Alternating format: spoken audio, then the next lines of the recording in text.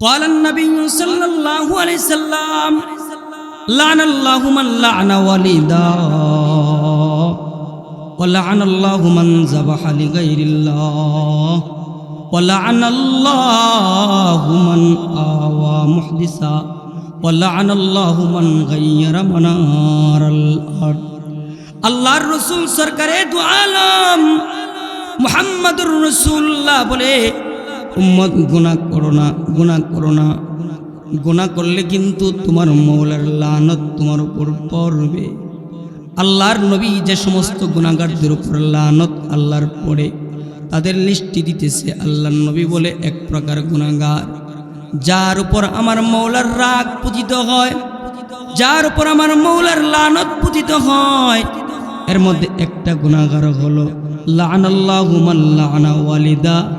ওই সমস্ত গুনাহগাররা যারা তাদের মা বাবাকে অভিসম্পাত করে মা বাবাকে লানত দেয়, মা বাবার সাথে ভালো আচরণ করে না, মা বাবার সাথে ভদ্রতার আচরণ করে না, সৎ ব্যবহার করে না। আল্লাহর রাসূল বলে এমন গুনাহগারের উপরে আল্লাহ তাআলা লানত প্রদান করে। মা বাবার উপর, মা বাবাকে যে সন্তান গালি দেয়, মা বাবার প্রতি যে সদাচরণ করে না, সরকারে দু আলম নবী বলে তার উপর আল্লাহর লানত, তার উপর কার লানত। অথচ কোন সন্তান যদি তার মা বাবার সাথে যদি সদাচরণ করে, আল্লাহর রাসূল বলে কি লাভ হয়ে যায়।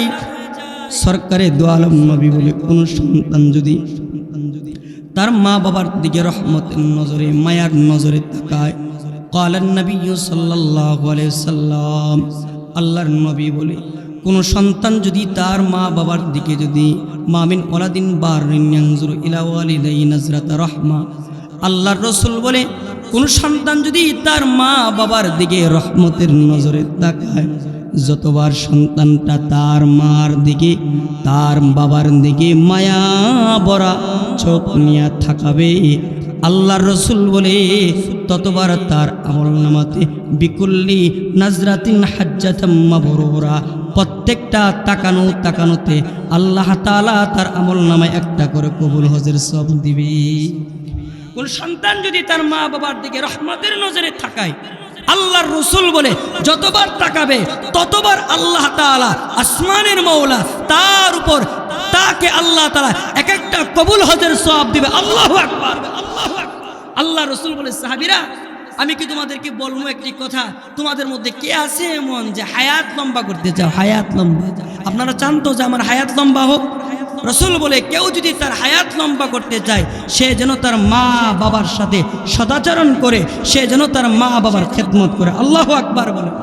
মা বাবার খেদমত যারা করবে, রাসূল বলে তার উপর আল্লাহ তাআলা তার রিজিকের মধ্যে বারাকা দান করবে, তার হায়াতের মধ্যে আল্লাহ বারাকা দান। সুবহানাল্লাহ বলে, সুবহানাল্লাহ বলে। তো বলতেছিলাম গুনাহ করলে একটা ক্ষতি হলো, আল্লাহর রাসূল বলে আল্লাহর লানত কোন গুনাহগারের উপর?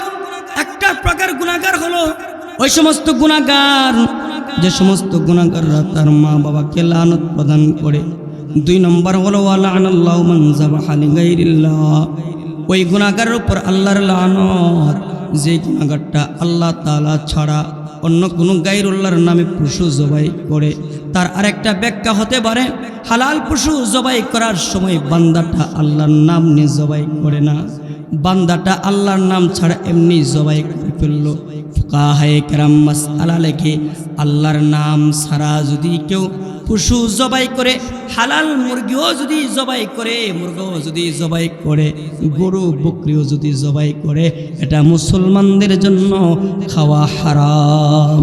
বাজারে মনে করে মুরগা জবাই করছে, যে বেলাতে মুরগা কিনছেন আপনি, আল্লাহু আকবার করে জবাই করছে না, বিসমিল্লাহ করে জবাই করছে না, এটা মুসলমানের জন্য খাওয়া কি হালাল না হারাম? সবাই বলেন খাওয়া কি হালাল না হারাম? কিন্তু মুসলমান আপনারা জানেন না, অনেক বিক্রেতা এমন আছে, মুরগি বিক্রেতা জবাই করার সময় আল্লাহর নাম নেয় না, এজন্য তাদের জবাইকৃত পশু খাওয়ার কারণে, তাদের জবাইকৃত মুরগা খাওয়ার কারণে আমাদের ইবাদতের মধ্যে মজা লাগে না। ঠিক কিনা জোরে বলেন? ঠিক কিনা? যারা খাই সেটা তো হালাল খাইছি না। এজন্য আমরা যারা বাজার থেকে মুরগা ক্রয় করব, জবাই করতে গেলে অবশ্যই বলে দেব যে বিসমিল্লাহ আল্লাহু আকবার বলে কি করবা? জবাই করবা। কথা কি বুঝতে পারছেন? বাড়িতেও যদি জবাই করেন বিসমিল্লাহ আল্লাহু আকবার বলে কি করবেন? জবাই। আল্লাহর নাম ছাড়া যে পশু জবাই করা হয় ওই পশু খাওয়া কিনা যায় না। তো আল্লাহর রাসূল বলে, সরকারে দু আলম নবী বলে, যাদের উপর আল্লাহর লানত, এর মধ্যে এক প্রকার হলো যে ব্যক্তিরা আল্লাহ তাআলার নাম ছাড়া পশু জবাই করলো। 2 নম্বর আরেক প্রকার ব্যক্তি, 3 নম্বর আরেক প্রকার ব্যক্তি হলো মান আওয়া মুহদিসা, যে ব্যক্তি কোনো বিদআতিকে জায়গা দিল।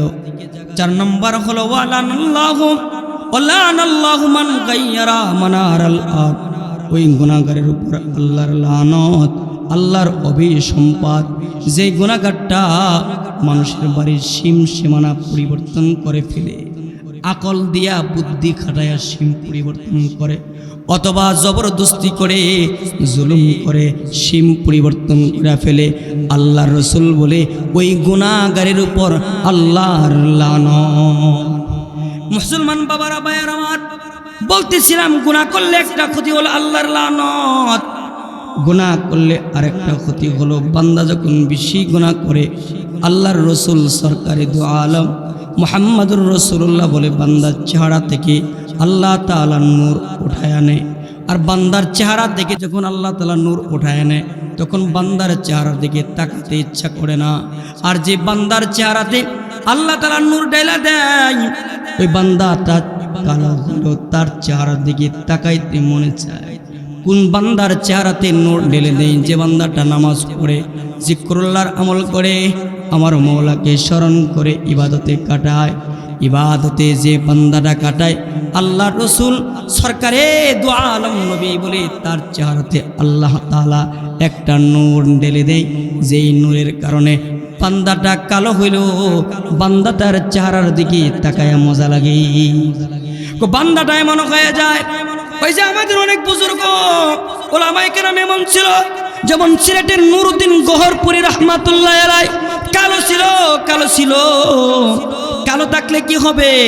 আল্লাহ তাআলা চেহারাতে নেক আমলের কারণে, জিকরুল্লাহর কারণে, হাদিসের কিতাব তিলাওয়াত করার কারণে, কালামুল্লাহর তিলাওয়াত করার কারণে রব্বুল আলামিন আল্লামা নুরউদ্দিন গহরপুরী রাহমাতুল্লাহ আলাইহির চেহারাতে এমন নূর দিছে, তার চেহারাতে তাকায়া শুধুমাত্র নেককাররাই মজা পায় নাই, বদকাররা পর্যন্ত মজা পাইছে।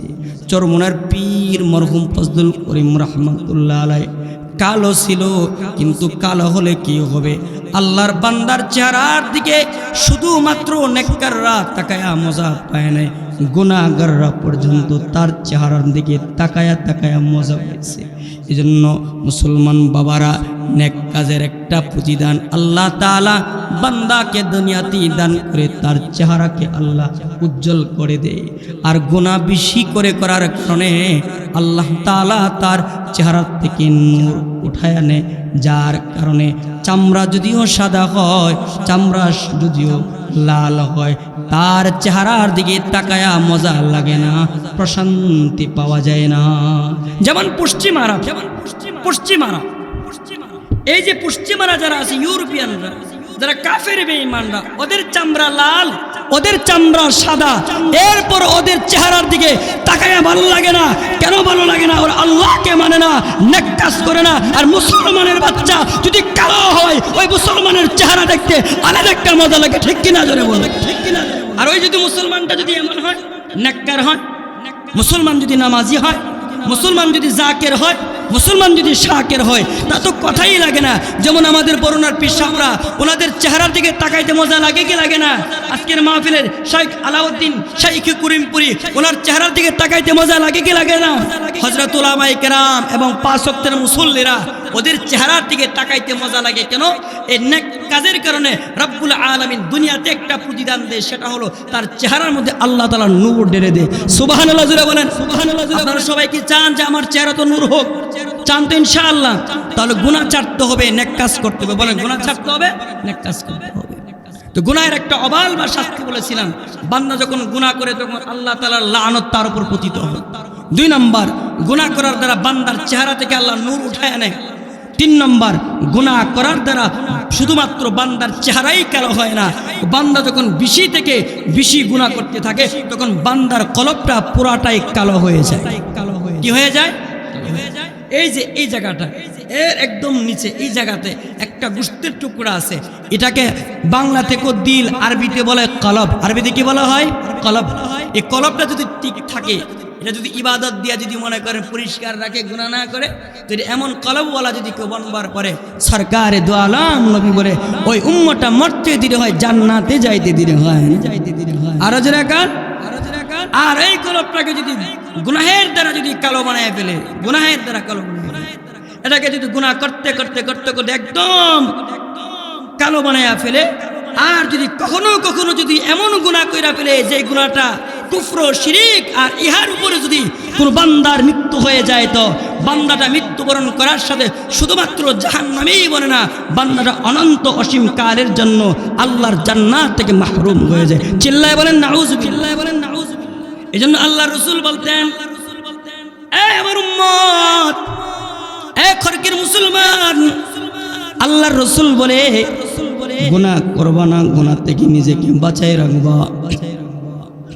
গুনাহ কিন্তু একটা নাপাকের নাম। গুনাহ কিন্তু বান্দাকে দুনিয়াতে হালাক করে না, আখিরাতে হালাক করে। গুনাহ শুধুমাত্র আখিরাতে বান্দাকে ধ্বংস করে না, দুনিয়াতে ধ্বংস করে। কিছু কিছু গুনাহ এমন আছে আল্লাহ তাআলা তার শাস্তি আখিরাতে নয়, দুনিয়াতে আল্লাহ তাআলা দিয়ে ফেলে। এজন্য বলতেছিলাম, গুনাহের একটা অবালবার শাস্তি হলো বান্দার কলবটা কালো হয়ে যায়। আল্লাহর রাসূল সরকারে দু আলম মুহাম্মাদুর রাসূলুল্লাহ সাল্লাল্লাহু আলাইহি সাল্লাম বলেন, ইন্নাল আবদা ইযা আখতা কাতিয়াতান নুকিতাত ফি কলবিহি নুকতাতুন সাউদা। আল্লাহর রাসূল বলে, খরকির কোনো যুবক ভাই যদি একটা গুনাহ করে, নবীজি বলেন তার কলবে একটা কালো দাগ পড়ে যায়। আল্লাহর রাসূল বলেন, কোন বৃদ্ধ বাবা যদি একটা গুনাহ করে, তার কলবে একটা কালো দাগ পড়ে যায়। যদি দুইটা গুনাহ করে, তার কলবে দুইটা কালো দাগ পড়ে যায়। তিনটা গুনাহ করলে বাপ, আপনার আমার কলবে তিনটা কালো দাগ পড়ে যায়। ও আমার বাপ, গুনাহ করতে করতে সাদা কলবটা একটা সময় আর সাদা থাকে না, পুরাটাই কালো হয়ে যায়। কলব যদি গুনাহ করতে করতে কালো হইয়া যায়, তাহলে কি ক্ষতি হয়ে যায়? ও বান্দাটা লাজ্জতে ইবাদতের মজা হারায়া ফেলে, হালাওয়াতে ঈমান, ঈমানের মজা হারায়া ফেলে। যার কারণে গুনাহগার বান্দাটার দ্বারা ইবাদত করতে মজা লাগে না, মৌলার নামে রুকু করতে তার কাছে ভাল লাগে না, বান্দাটা তার মালিকের কুদরতি কদমে সিজদা দিতে তার কাছে মজা লাগে না। রাত ভর দাঁড়ায়া দাঁড়ায়া মালিকের জন্য তাহাজ্জুদের নামাজ পড়া, মালিকের কদমে কুদরতি কদমে সিজদা দিতে তার কাছে মজা লাগে না। তিলাওয়াতে কোরআন তার কাছে ভাল লাগে না, জিকরুল্লাহ ভাল লাগে না, তার কাছে আল্লাহ আল্লাহ জিকির করতে ভাল লাগে না, তার কাছে মাহফিল আইসা আল্লাহ তাআলার প্রশংসার বাণীগুলো শুনতে ভালো লাগে না। বলে কেন কেন? বান্দা বেশি করে গুনাহ করার কারণে ও বান্দাটা নেক কাজ করার একটা মজা আছে, মজাটা বান্দা হারিয়ে ফেলি। আজকে যে আমরা নামাজ পড়া মজা পাই না, আমরা যে জিকির করে মজা পাই না, আমরা যে এক ওয়াক্ত নামাজ পড়লে আরেক ওয়াক্ত নামাজ ছেড়ে দিই, এর একটা মাত্র কারণ হলো সেই সাদা কলবটার সাদা না, এটা পুরাটাই কালোয় রূপান্তরিত হয়ে গেছে। বুঝেন নাই কথাটা? এই যে চোখের গুনাহ, চোখের গুনাহ, গুনাহ কি গুনাহ না? এই চোখ দিয়ে যদি কোনো বেগানা না রেখে দেখেন, তাহলে কি এটা কি সওয়াব হবে নাকি গুনাহ হবে? সবাই বলেন বলেন বলেন, সবাই বলেন, এটা কত বড় গুনাহ হবে। নবীজি বলেন, কোন যুবক অথবা কোন পুরুষ যদি কোন নারীর দিকে, বেগানা নারীর দিকে শাহওয়াতের কামনা বা সোনার নজরে যদি এক নজরও যদি তাকায়, এই এক নজর তাকানোর কারণে আল্লাহ তাআলা আখিরাতে তাকে 700 বছর পর্যন্ত জাহান্নামের আগুন দিয়া জ্বালাবেন। নাউজুবিল্লাহ, জোরে কইতেন না? না আপনারা জাহান্নামকে শুরু মনে করছে? জাহান্নামের আগুন মনে আপনার আমার চুলার আগুনের মতন। সবাই কন্যা কি লেখা জাহান্নামের আগুন কি চুলার আগুনের মতন? না না না, রাসূল বলেন, ক্বালান নবিয়্যু সাল্লাল্লাহু আলাইহি সাল্লাম, নারুকুম জুজউম মিন 70 জুজআম মিন নারি জাহান্নাম। আল্লাহর নবী বলেন, দুনিয়ার আগুনের চাইতে 69 গুণ বেশি যে পাওয়ার, ওই আগুনটার নাম হলো জাহান্নামের আগুন। আল্লাহু আকবার বলেন। আল্লাহ রাসূল বলেন, উকিদা আলান নার আলফা সানাতিন হাত্তা তাহমাররাত সুম্মা উকিদা আলাইহা আলফা সানাতিন হাত্তা বিয়াদাত সুম্মা উকিদা আলাইহা আলফা সানাতিন হাত্তা সুওয়াদাত। আল্লাহ রাসূল বলে, ও আমার উম্মত, খুব চিন্তা করে গুনাহ করবা, খুব চিন্তা করে গুনাহ করবা। জাহান্নামের আগুন কি তুমি জানো? জাহান্নামের আগুনের পাওয়ার সম্বন্ধে কি তোমার জানা আছে? জাহান্নামের আগুনের কালার কি তুমি জানো? রাসূল বলে 1000 বছর পর্যন্ত জাহান্নামের আগুনকে জাল দেওয়ার পরে ওই জাহান্নামের আগুনের কালারটা হয়েছে লাল। কি হয়েছে বলেন তো? সবাই বলেন কি হয়েছে? লাল। আরো 1000 বছর পর্যন্ত জাহান্নামের আগুনকে জাল দেওয়ার পরে রাসূল বলে ওই জাহান্নামের আগুনের কালার হয়েছে সাদা। কি হয়েছে? সাদা। আল্লাহ রাসূল বলে, উম্মত জানো কি তুমি যে গুনাহ করো, তুমি যে নামাজ পড়ো না, তুমি যে তোমার রবকে ডাকো না, তুমি যে জিকরুল্লাহ করো না, তুমি যে ফজরের সময় ঘুমিয়ে থাকো, তুমি যে আসরের সময় খেলায় আসর নামাজটা ছেড়ে দাও, তুমি যে যাকাত দাও না, তোমার উপর হজ ফরজ দিয়েছে, তুমি যে হজ করো না, তোমার উপর যাকাত ফরজ দিয়েছে, তুমি যে যাকাত করো না, যাকাত দাও না, তুমি কি জানো জাহান্নামের আগুনের কি ভয়াবহ অবস্থা? জাহান্নামের আগুনের বর্তমান কালারটা রাসূল বলে, সুম্মা উকিদা আলাইহা আলফা সানাতিন হাত্তা সুওয়াদাত। অতঃপর 3000 বছর পর্যন্ত জাল দেওয়ার পরে জাহান্নামের কালারটা কালো হয়ে গেছে। কি হয়ে গেছে? চিল্লায় বলেন নাউজুবিল্লাহ। মিরকাতুল মাফাতিহের মধ্যে ব্যাখ্যা লেখছে কালো হওয়ার দ্বারা কি ক্ষতিটা বলে, জাহান্নাম কালো হওয়ার দ্বারা আল্লাহ তাআলা দুইটা শাস্তির ব্যবস্থা করে। একটা হলো জাহান্নাম হলো কি তার উত্তাপ্ত একটা শাস্তি আছে, আর যখন অন্ধকার হয়ে গেছে তখন সে তার আপন ভাই যদি জাহান্নামী হয়ে তাকে দেখতে পাবে না, দেখতে পাবে না। আর একা একা থাকাটা এটা একটা ভয় কাজ করে কি করে না? মানে একা একা থাকাটা ভয় কাজ করে কি করে না? জাহান্নামের আগুন সাধারণ কোনো আগুন নয়, এটা ভয়াবহ এক আগুন। ওই আগুনে একবারও যদি কোনো যুবক যদি কোনো নারীর দিকে শাহওয়াতের নজরে থাকায়, রাসূল বলেন একবার নয়, একদিন নয়, 2 দিন নয়, 700 বছর পর্যন্ত তাকে এই জাহান্নামের আগুন দিয়ে জ্বালাবেন। বলেন আরো জোরে বলেন। তো মুসলমান বাবারা, ভাইয়েরা আমার, বলতেছিলাম গুনাহ করবেন না। গুনাহ করলে একটা ক্ষতি হলো, বান্দার উপর আল্লাহর লানত পড়ে। 2 নম্বর গুনাহ, 2 নম্বর ক্ষতি হলো বান্দা গুনাহ করলে বান্দার চেহারা কালো হয়ে যায়। 3 নম্বর ক্ষতি হলো বান্দা বেশি করে গুনাহ করলে বান্দার কলবটা কালো হয়ে যায়। বান্দা যদি গুনাহ করে কলব কালো হলে কি ক্ষতি হয়ে যায়? আল্লাহর রাসূল বলে, বান্দাটা লাজ্জতে ইবাদাহ তার হাসিল হয় না, বান্দাটা ইবাদত করে মজা পায় না, বান্দাটা জিকির করে মজা পায় না। অথচ আমাদের অনেক আকাবিরিনরা মনে হয়েছে যারা ইবাদত করে মজা পাইছে, এত মজা পাইছে, এত মজা পাইছে। ইমাম শাফি রহমাতুল্লাহ উস্তাদের নাম ওয়াকিব ইবনুল জাররাহ রহমাতুল্লাহ উস্তাদের নাম ইমাম আমাশ রহমাতুল্লাহ আলাইহি। ইমাম আমাশ রহমাতুল্লাহ আলাইহি জীবনী লেখা হয়েছে। ইমাম আমাশ রহমাতুল্লাহ আলাইহি 1 দিন না 2 দিন না 70 বছরের জিন্দেগিতে ইমাম আমাশ রহমাতুল্লাহ আলাইহি তাকবীরে উলা নামাজ ছাড়ে না। আল্লাহু আকবার বলেন। 70 বছর জিন্দেগি কাটায় দিছে। 70 বছরের জিন্দেগিতে ইমাম আমাশ রহমাতুল্লাহ তার তাকবীরে উলা জামাতে নামাজ ছোড়ে নাই। চিল্লায়া বলে আল্লাহু আকবার। এটা কেন বাপ? কেন বাপ? ওরা গুনাহ থেকে বেঁচে থাকছে। গুনাহ থেকে বেঁচে থাকার কারণে কলব ছিল সাদা, আর কলব যখন গুনাহের দ্বারা যখন কালো না হয়, এটা যখন পরিষ্কার থাকে, তখন তার ইবাদতে মজা পায়। আমাদের ইমামে আজম আবু হানিফা রাহমাতুল্লাহর নাম শুনছেন? ইমাম আবু হানিফা রাহমাতুল্লাহর জীবনী লেখা হয়েছে। উনি 40 বছর, বলে আমার দিকে তাকান বাপ। ইমাম আবু হানিফা রাহমাতুল্লাহ 40 বছর এশারের উযু দিয়া ফজরের নামাজ পড়ছে। আরো জোরে বলেন।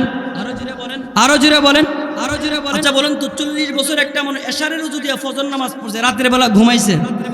ইমাম আবু হানিফা কি ঘুমাইছে? 40 বছর এশারের উযু দিয়া ফজরের নামাজ পড়ছে। ইমাম আবু হানিফা রাহমাতুল্লাহ আলাইহি একদিন খানায়ে কাবার সামনে তিনি দাঁড়ায় 2 রাকাত নামাজের নিয়ত করলেন। 2 রাকাত নামাজের মধ্যে সূরা ফাতিহা দিয়ে শুরু করছে, সূরা নাস তথা পুরো কোরআনকে খতম করে হচ্ছে। আল্লাহু আকবার বলেন। আচ্ছা দেখেন তো আমার বাপ, আপনি 2 রাকাত নামাজ পড়তে আপনার কষ্ট লেগে যায়, 4 রাকাত নামাজ পড়তে আপনার কষ্ট লেগে যায়, 5 ওয়াক্তের নামাজ পড়তে আপনার কাছে খারাপ লাগে, আপনার কাছে খুব বেশি ভারী ভারী মনে হয়। অথচ আমরা যাদের সন্তান, আমরা যাদের উত্তরসূরি, ওরা 2 রাকাত নামাজে আল্লাহর কোরআনকে খতম করছে। আল্লাহু আকবার বলেন।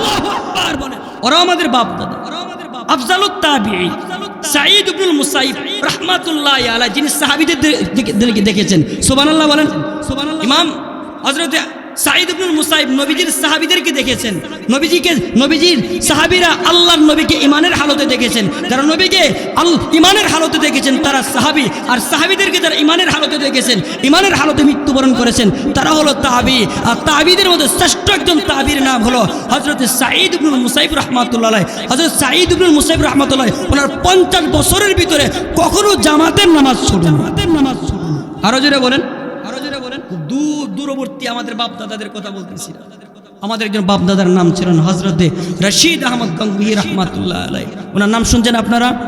রশিদ আহমদ গঙ্গুহি রাহমাতুল্লাহ আলাইহি। রশিদ আহমদ গঙ্গুহি রাহমাতুল্লাহ জীবনী এসেছে। উনি 34 বছরের ভিতরে যেই দিন থেকে হাজী এমদাদুল্লাহ মুহাজিরে মক্কি রাহমাতুল্লাহর কাছে বাইআত হয়েছেন, ওই দিন থেকে রশিদ আহমদ গঙ্গুহি রাহমাতুল্লাহ 34 বছরের ভিতরে ওনার কখনো তাকবীরে উলা ছোটে নাই। আরো জোরে বলেন, আরো জোরে বলেন। আমার বাপ এই কথাগুলো কেন বলতেছি জানেন? আমাদের বদ্ধ দিলটাকে খোলার জন্য।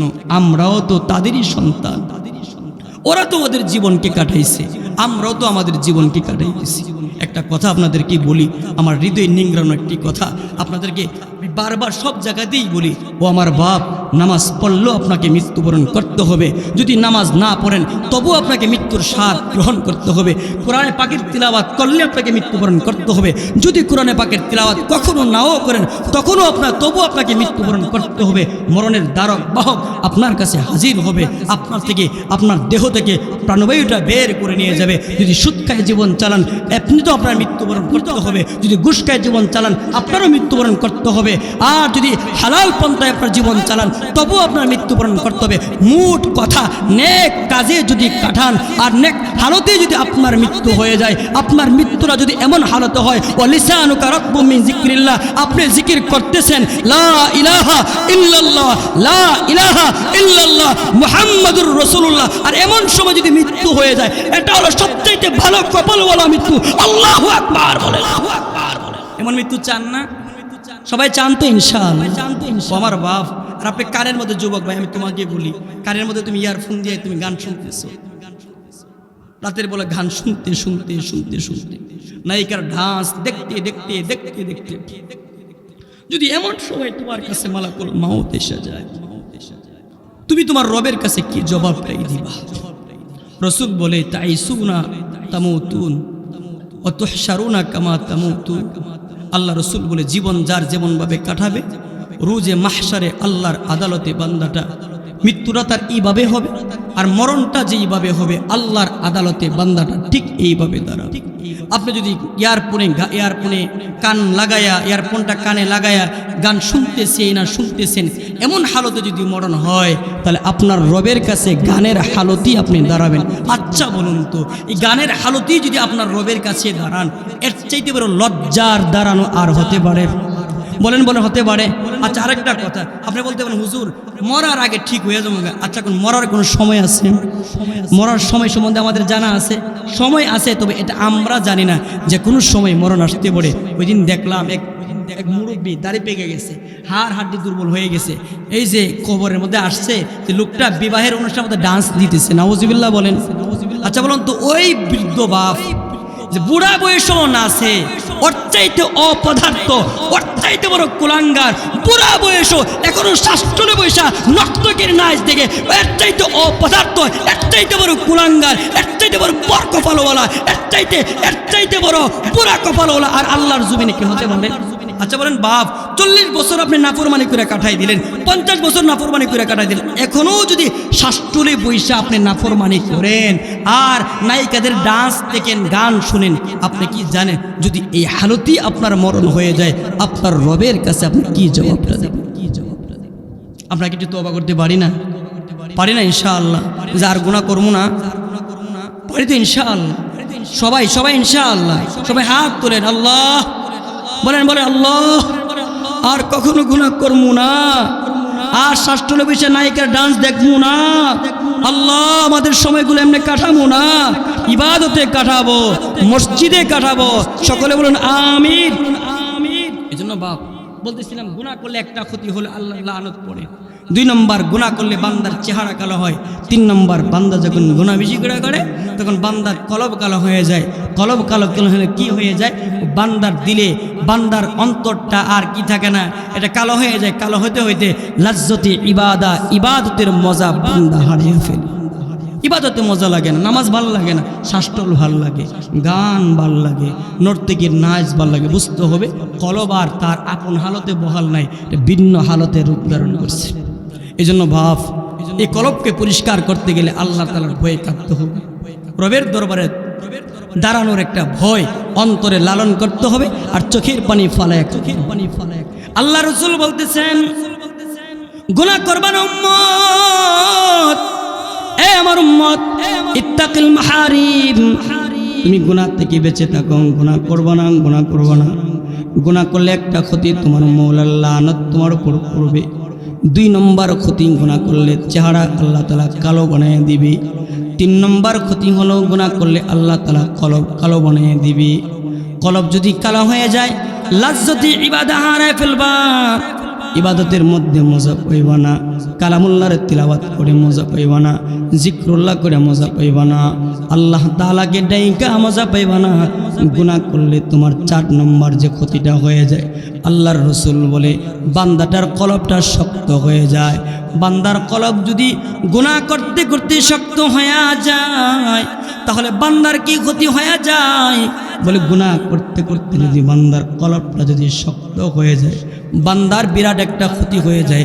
সেটা হলো বান্দা আল্লাহ তাআলার ভয়ে, আল্লাহ তাআলার ডরে বান্দার চোখ দিয়া পানি বের হয় না। অথচ আল্লাহ তাআলার ডরে, আল্লাহ তাআলার ভয়ে কোনো বান্দা যদি 1 ফোঁটাও চোখের পানি ফেলাইতে পারে, আল্লাহর রাসূল সরকারে দু আলম নবী বলে, মান বাকা মিন খাশিয়াতিল্লাহ হারামাল্লাহু আলাইহিন নার। আল্লাহর রাসূল বলে, কেউ যদি আল্লাহ তাআলাকে ডরায়া, আল্লাহ তাআলাকে ভয় করে যদি 1 ফোঁটা চোখের পানিও ফালায়া দেয়, রব্বুল আলামিন তার জন্য জাহান্নামের আগুনকে হারাম করে দেয়। কবি বড় চমৎকার বলে, বজা দেंगे জাহান্নাম কো, बजा देंगे जहन्नम को ये आंसू ये नदामत के। আল্লাহর কোনো বান্দা যদি আল্লাহকে ডরায়া 1 ফোঁটাও চোখের পানি ফলাইতে পারে, ও মওলা আমি আর কখনো তোমার নাফরমানি করব না, আমি আর কখনো তোমাকে মওলা ভুলে যাব না। আল্লাহকে ডরায়া যদি বান্দাটা কাঁদতে পারে আর বলতে পারে, মওলা গো যা করছি আমি ভুল করেছি, আমার অতীত জিন্দগি থেকে তোমার কাছে মাফ চাই, ও মওলা তুমি আমাকে মাফ করে দাও, মাফ করে দাও। আমার মওলা ডাক দেয়া বলে, আয় বান্দা গুনাহগার আয়, আমি মওলা তোরে ডাকি তোকে মাফ করার জন্য। আমার মওলা প্রত্যেক দিন আল্লাহ তাআলা শেষ আকাশে, আল্লাহ তাআলা প্রত্যেক দিন শেষ রাত্রিতে আল্লাহ তাআলা সামায়ে দুনিয়ার আসমানে আয়সা আপনি আমি যারা গুনাহগার আপনাকে আমাকে ডাকে, আলা মিন মুস্তাগফিরিন ফাগফির লাহু, কে আছো গুনাহগার বান্দা, আমি আল্লাহর কাছে মাফ চাও,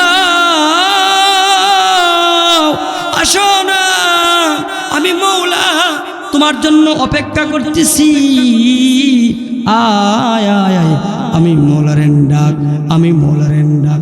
বান্দাকে আল্লাহ ডাকতে থাকে, কে কতটুকু গুনাহ করেছো, তোমার গুনাহ যদি সাগরের ফেনা পর্যন্ত হয়, আমি মওলারেন ডাক, আমি মওলা তোমাকে মাফ করে দেব।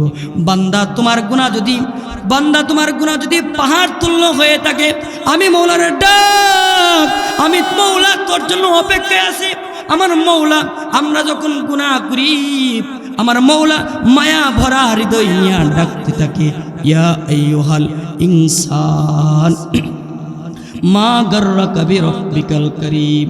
মা যেমন সন্তান যেমন মার কাছ থেকে রাগ পিরা চইলা গেলে সন্তানকে মা ডাকতে থাকে, সন্তান রে যাইস না, আমি তোর মা,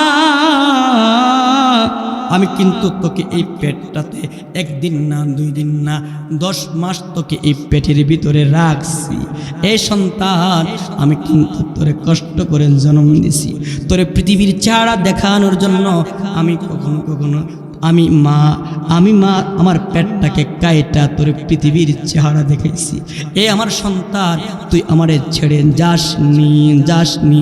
আমি মা কি তুই জানস? আমি মা একদিন নয়, 2 দিন নয়, কত রাত, কত দিন। এ সন্তান, আমি মা তোর প্রস্রাব পরিষ্কার করলাম।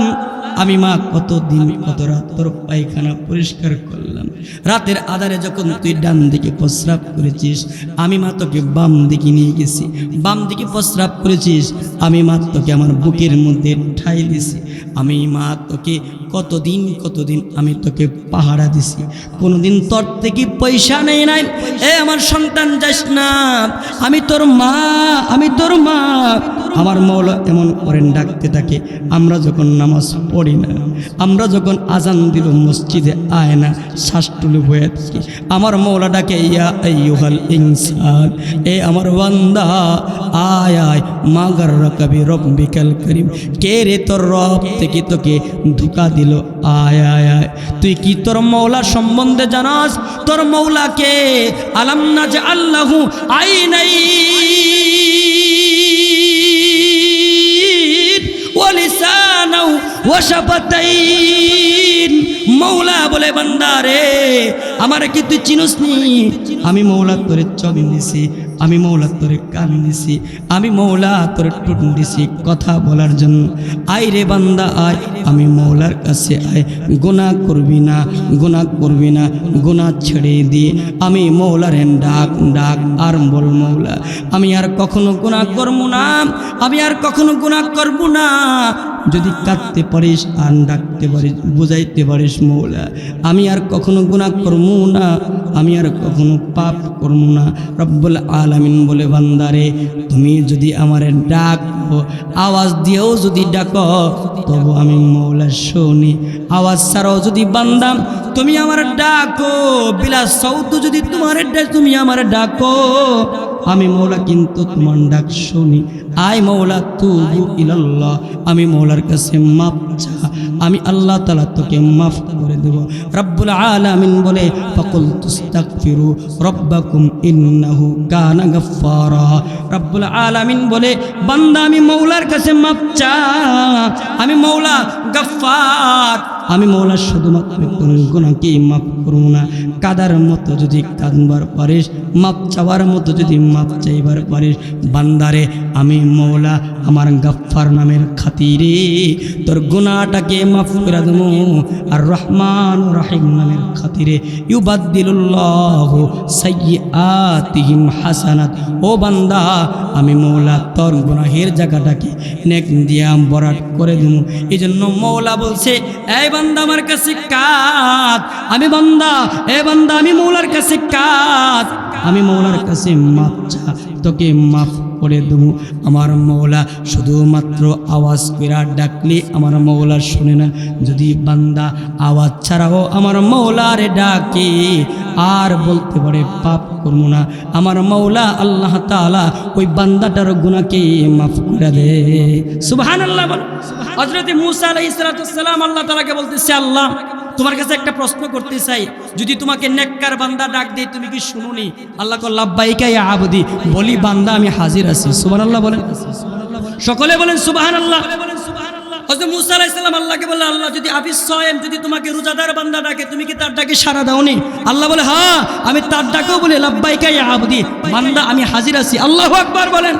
মূসা আলাইহিস সালাম আল্লাহকে বলল, আল্লাহ আচ্ছা তোমার কাছে জানবার চাই, আফিস জাহেদ যে ব্যক্তি দুনিয়া থেকে হাত গুটিয়ে নিয়েছে, দুনিয়ার সাথে তার কোনো সম্পর্ক নাই, এমন একটা বান্দা যদি তোমাকে ডাক দে, ও মৌলা তুমি কি তার ডাকে সাড়া দিবানি? আল্লাহকে আমি তার ডাকেও বলি লাব্বাইকা ইয়া আবদি, ও বান্দা আমি হাজির আছি, কি লাগবে তোর বল। মূসা পয়গম্বর বলে, আল্লাহ বুঝলাম, নেককার ডাক দিলে তুমি বলো আমি হাজির আছি।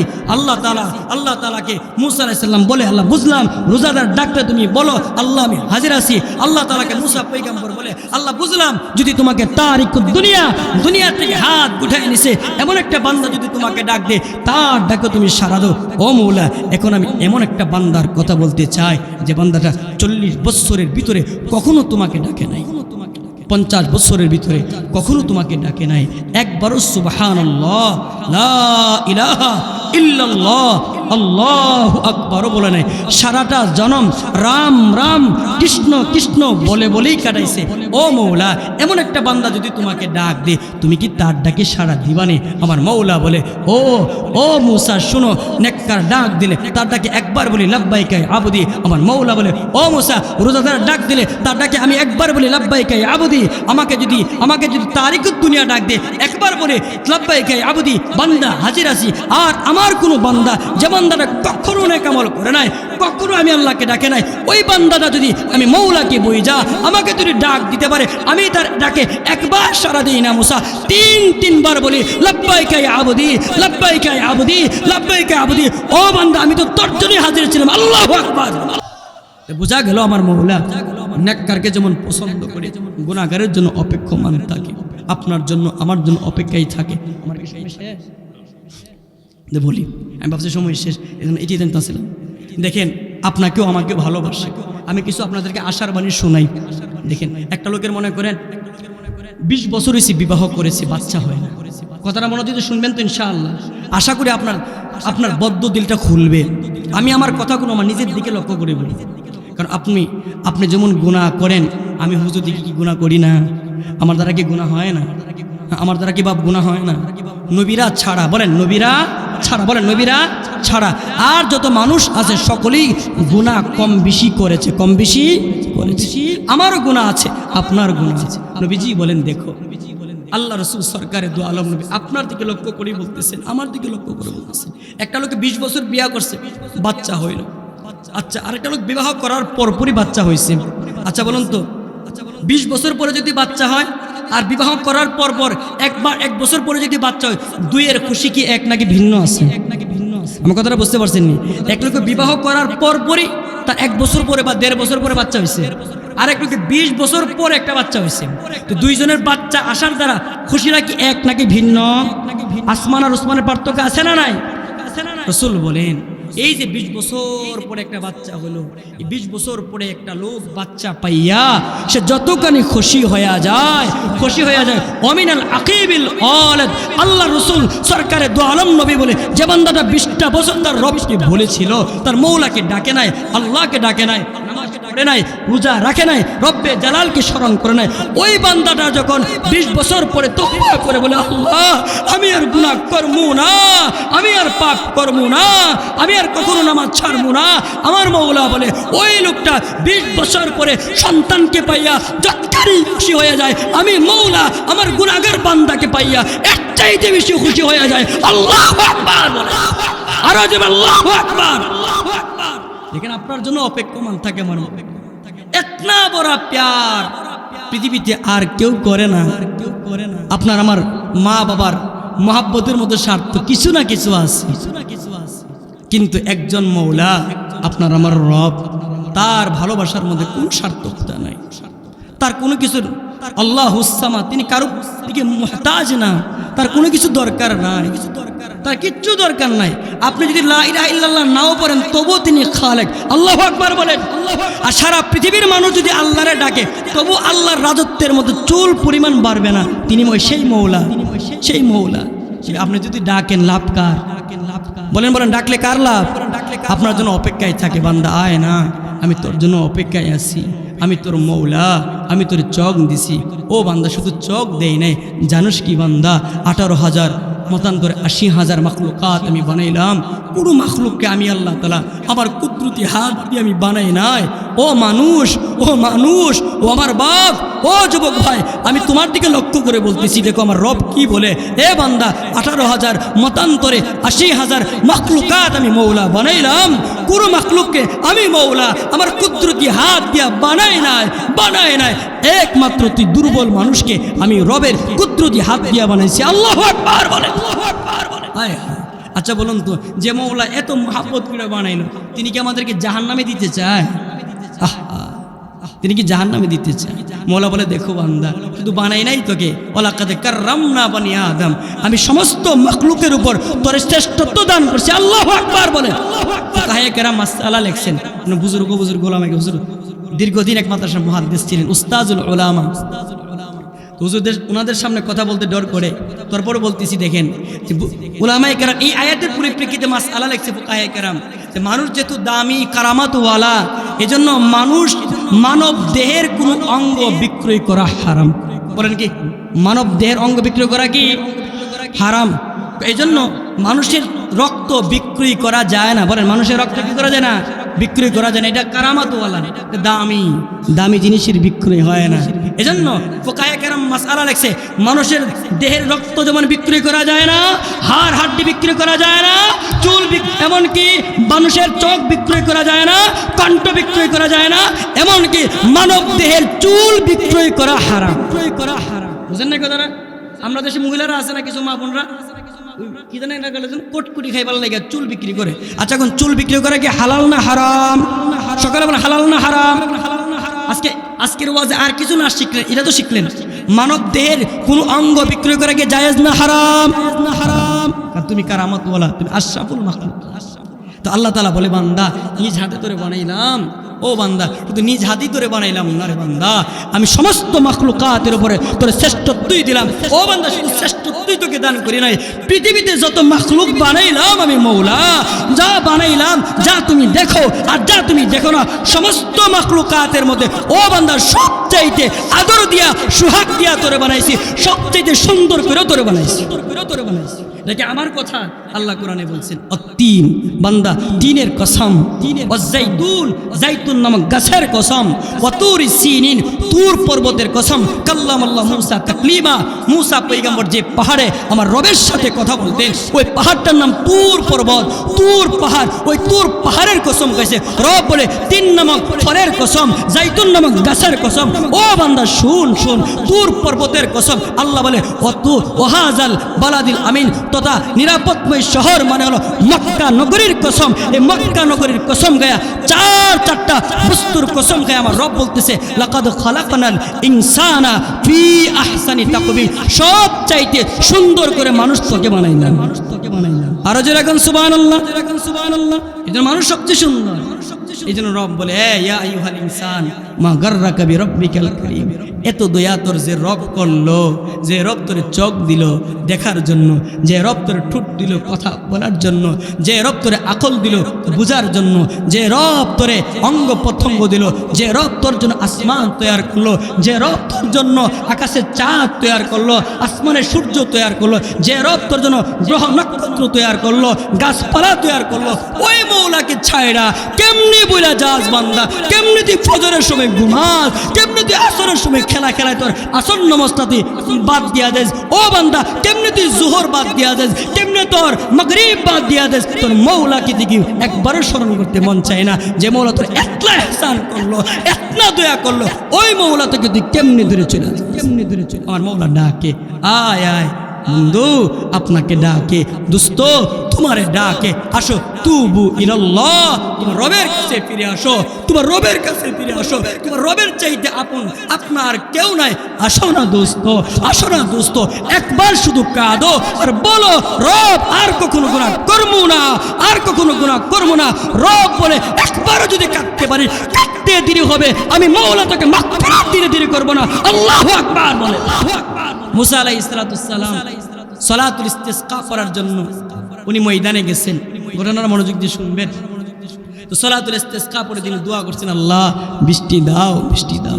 আল্লাহ বলে মুসা তোমার জবানের দোয়া তো অবশ্যই কবুল হওয়ার কথা, কিন্তু তুমি যাদেরকে নিয়ে নামাজ পড়তে আসছো ওদের মাঝে আমার এমন একটা গুনাহগার বান্দা আছে, ওকে দেখলে বৃষ্টি দিতে আমার মন চায় না। তুমি এলান করে দাও যতক্ষণ পর্যন্ত ও ময়দান না ছাড়বে আমি মওলা আসমানের বারিশ আমি জমিনে নাজিল করব। মুসা আলাইহিস সালাম দাঁড়ালেন, পয়গম্বর মুসা দাঁড়ালেন উঁচা জায়গাতে দাঁড়ায়া। মুসা পয়গম্বর তার উম্মতকে বলতেছে উম্মত আমি আমার মওলার সঙ্গে কথা বলেছি, দোয়া করেছি, আমি নবী আমার জবান কিন্তু পবিত্র, আমার দেহের ভিতরে কখনো হারাম ঢুকে নাই, আমার জবান পবিত্র, কিন্তু এরপরও মওলা বলছে বৃষ্টি দিবে না, আসমানের মওলা বারিশ দিবে না, বৃষ্টি দিবে না। কেন বৃষ্টি দিবে না জানো? মুসা পয়গম্বর বলে উম্মত তোমাদের মাঝে নাকি এমন এক বান্দা আছো যিনি নাকি গুনাহ করে আমার মওলারে রাগাইয়া ফেলছো। কে রে ভাই, তুমি ময়দান থেকে বের হয়ে যাও, বের হয়ে যাও। তুমি যতক্ষণ না পর্যন্ত মাঠ না ছাড়বা, মওলা বলেছে ততক্ষণ পর্যন্ত বৃষ্টি দিবে না। এ ভাই, তোমার নামটা মওলার কাছে যায় না, তোমার বাবার নাম, তোমার নাম পরিচয় যায় না মাঠে প্রকাশ করার আগে আগে, ময়দানে এজাহার করার আগে আগে, প্রকাশ করার আগে আগে ময়দান ছেড়ে দাও ভাই, বের হয়ে যাও, বের হয়ে যাও। মুসা পয়গম্বরে আলান দিয়া একবার মাটির ডান দিকে তাকায়, আবার বাম দিকে তাকায়, বারবার পয়গম্বর মুসা একবার ডানে তাকায়, আবার বামে তাকায়, একবার সামনে আবার পিছনে তাকায়, দেখতেছে কেউ গুনাহগার মাঠ থেকে বের হয়ে যায়। মুসা পয়গম্বর তাকায় দেখে কেউ মাঠ থেকে বের হয় না। কে রে ভাই, মাঠ থেকে বাইর হয়ে যা, মাঠ থেকে বাইর হয়ে যা। তুমি যতক্ষণ পর্যন্ত মাঠে থাকবা, মওলা বলছে ততক্ষণ পর্যন্ত বৃষ্টি দিবে না। এ ভাই, তুমি মাঠ থেকে বের হও, বের হও, বের হও। মুসা পয়গম্বর আবার এলান দিয়া ডানে তাকায়, বামে তাকায়, সামনে পিছনে তাকায়, দেখিনি মাঠ থেকে গুনাহগারটা নেই বের হয়ে যায়, অথবা বৃষ্টি দিবে না। মুসা পয়গম্বর এইভাবে তাকাতে তাকাতে হঠাৎ করে আসমানের দিকে নজর করছে। আসমানের দিকে তাকায়া তাকায়া মুসা পয়গম্বর চাইয়া দেখে রহমতের বারিশ কেমন যেন মেঘমালাগুলো জমিনের কাছাকাছি আয়সা পড়তেছে। মেঘখণ্ড থেকে মুসা পয়গম্বর দেখতে পাইতেছে টপকায়া টপকায়া টপকায়া টপকায়া বৃষ্টি পড়তে শুরু করেছে। একটা পর্যায়ে দেখা গেছে বৃষ্টি এমনভাবে পড়তে শুরু করেছে, মুষলধারে বৃষ্টি পড়তে পড়তে মাঠে যারা ছিল সকলে বৃষ্টির পানি পাইয়া তারা সকলেই বৃষ্টির পানি পেয়ে ভিজা গেছে। শুধুমাত্র মানুষগুলো ভিজে নাই, খাল বিল জাহাজ ছিল সবগুলো পানি টয়ে টম্বুর হয়ে গেছে। বৃষ্টির পানি পাইয়া উপস্থিত যারা ছিল তারা খুশি হয়ে গেছে। কিতাবে লেখে শুধুমাত্র তারাই খুশি হয় না, হায়াওয়ানাতগুলো পর্যন্ত। এতদিন অনাবৃষ্টির কারণে তারা যে কষ্ট করছিল, ওরাও খুশি হয়ে গেছে। কেমন যেন আনন্দের নাচ, হায়াওয়ানাতগুলো তারা নাচতেছে, ব্যাঙগুলো আনন্দের গান কেমন যেন গাইতেছে। পয়গম্বর মুসার উম্মত বনি ইসরাইলরা তারাও শান্তি হয়ে গেছে। সবার মুখে হাসি, সবার মুখে তৃপ্তির হাসি, কিন্তু একটা লোকের চেহারাতে হাসি নাই। পয়গম্বর মুসার চেহারাতে হাসি নাই। মুসা পয়গম্বর আল্লাহর প্যারা নবী, মুসা পয়গম্বরের চেহারাটা মলিন। কেন মলিন? মুসা পয়গম্বর আল্লাহর কাছে হাত তুলে বলতেছে, ওগো মওলা, তুমি না বললা যতক্ষণ না পর্যন্ত মাঠ থেকে গুনাহগার না বের হবে বৃষ্টি দিবা না, বৃষ্টি দিবা না। আল্লাহ উঁচা একটা টিলা জাগাতে দাঁড়ায়া একবার নয় অনেকবারে এলান করছিলাম, কে রে গুনাহগার বের হয়ে যা, যদি না বের হস তোর মওলা কিন্তু বৃষ্টি দিবে না, বৃষ্টি দিবে না। ও মওলা, বারবার ডানে তাকাইছি, বামে তাকাইছি, সামনে পিছনে তাকাইছি, চোখটা মাঠ থেকে একটু ফেরাইয়া ভিন্ন দিকে নিছি না, কেউ তো মাঠ থেকে বের হয় না। গো মওলা, তুমি বললা যতক্ষণ না গুনাহগার বের না হবে ততক্ষণ বৃষ্টি দিবা না। আমি তাকায়া দেখছি গুনাহগার বের হয় নাই। ও মওলা, তুমি তো আমার উম্মতের কাছে জুটা বানাইয়া দিলাম মওলা। ও মওলা, বুঝলাম না তোমার কারিশমা। আমার মওলা ডাক দেয়া বলে, মুসা গো, আমি তো আমার বান্দার জন্য রহমান, আমি তো আমার বান্দার জন্য গাফফার, আমি তো আমার বান্দার জন্য রহিম, আমি তো আমার বান্দার জন্য সত্তার, আমি তো আমার বান্দার জন্য হালিম। ও মুসা, জানো কি, তুমি যখন এলান করছো আমার গুনাহগার বান্দাটা, তখন আমি মওলার সাথে আওয়াজ দিয়া নয়, বিলাস আওয়াজ ছাড়া আমি মওলার সাথে কথা বলেছে, আপনারাই বলেন আমার মওলা কি আওয়াজ ছাড়া কথা শুনতে পায় কি পায় না? আমার মওলা এতনা শুনতে পায়, আমরা জোরে কথা কইলে যেমন মওলা শুনতে পায়, আমার মওলা কল্পনা করলো আমার মওলা সেটাও জানে। আমার মওলা এতনা দেখনেওয়ালা বাসির মওলা। কিতাবে লিখে 7 সমুদ্রের তলদেশে যদি একটা পিপিলিকাও যদি হাইটা যায়, অমাবস্যার রাত্রিতে ছোট ছোট পা দিয়া যখন হাইটা যায়, আমার মওলা ওই ছোট ছোট পাগুলো দেখতে পায়। আল্লাহু আকবার বলেন। আমার মওলা কেতনা শুননেওয়ালা। ওই যে ছোট পিপিলিকাটা হাইটা যাইতেছে, ওই ছোট পিপিলিকার ছোট্ট পায়ের আওয়াজগুলো শুনতে পায়। আল্লাহু আকবার বলেন। আমার মওলা কেমন মওলা জানেন?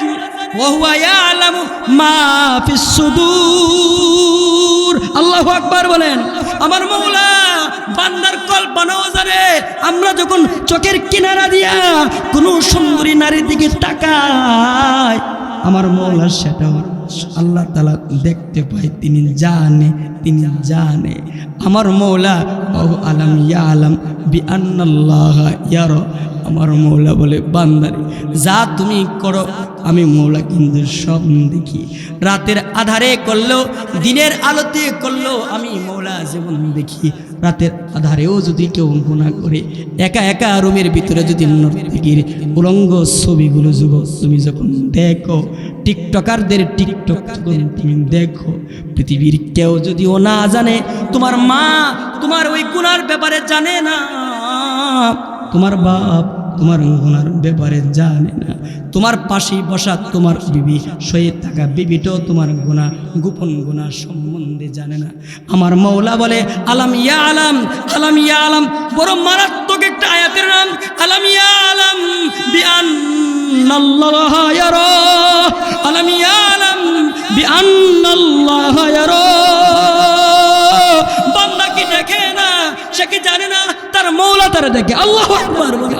এই যে একটা কথা যদি কেউ কলবে ঢুকাইতে পারে, আমার মওলা দেখে, আমার মওলা আমার জিন্দেগির প্রত্যেকটা আমল দেখে, আমার মওলা আমার দিনের আলোতের কাজ দেখে, রাতের আধারের কাজও দেখে, জনসম্মুখে যা করি তাও দেখে, আমার মওলা আড়ালে একা একা যা করি তাও দেখি। এই একটা ভয়ও যদি কার ভিতরে ঢুকে, এই কথাটাও যদি কারো কলজায় ঢুকে যায়, ওই লোকটা গুনাহ করতে পারে না, ওই লোকটা পাপ করতে পারে না, সে গুনাহ ছেড়ে দিবে, গুনাহকে ছেড়ে দিবে।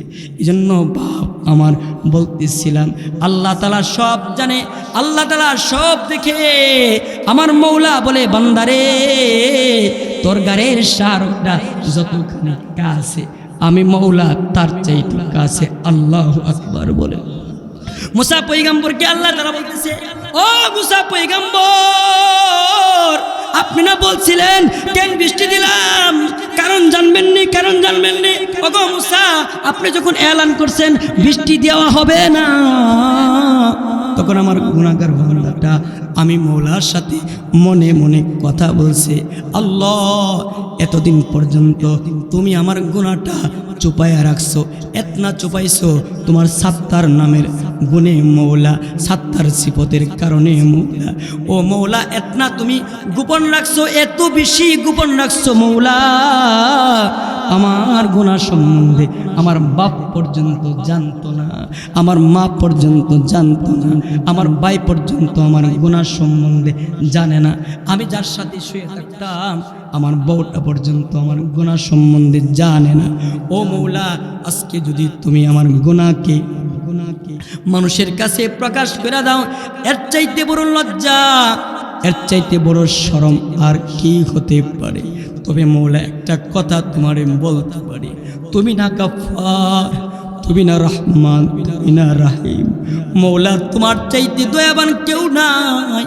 আই মওলা, তুমি যদি আমি একটা ওয়াদা করতে পারি, আজকে যদি তুমি আমারে মাফ করে দাও, এই ময়দানে যদি আমাকে লজ্জিত না করো, শর্মিন্দা যদি না বানাও, মওলা ওয়াদা দিলাম আমার জীবনের কোনো সূর্য আর কখনো উঠবে না গুনাহের দ্বারা, আমার জীবনের কোনো সূর্য অস্তমিত হবে না, গুনাহের দ্বারা।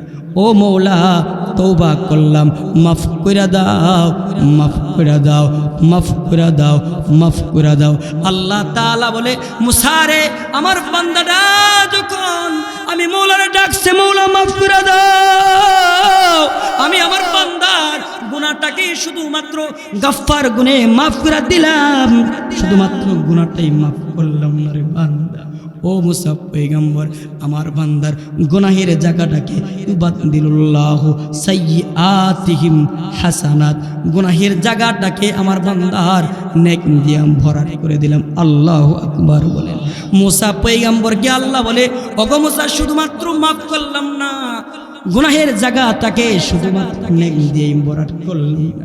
আমার বান্দারা যখন আমার ডাকছে, যেই বান্দার গুনাহের কারণে আমি মৌলা বৃষ্টি ঠেকাই দিছিলাম, ওই বান্দার চোখের পানির কারণে আসমান থেকে নগদ বৃষ্টির ব্যবস্থা করে দিলাম। আল্লাহু আকবার বলে, আল্লাহু আকবার বলে। দেখছেন আল্লাহ তাআলা কতটা ভালোবাসে।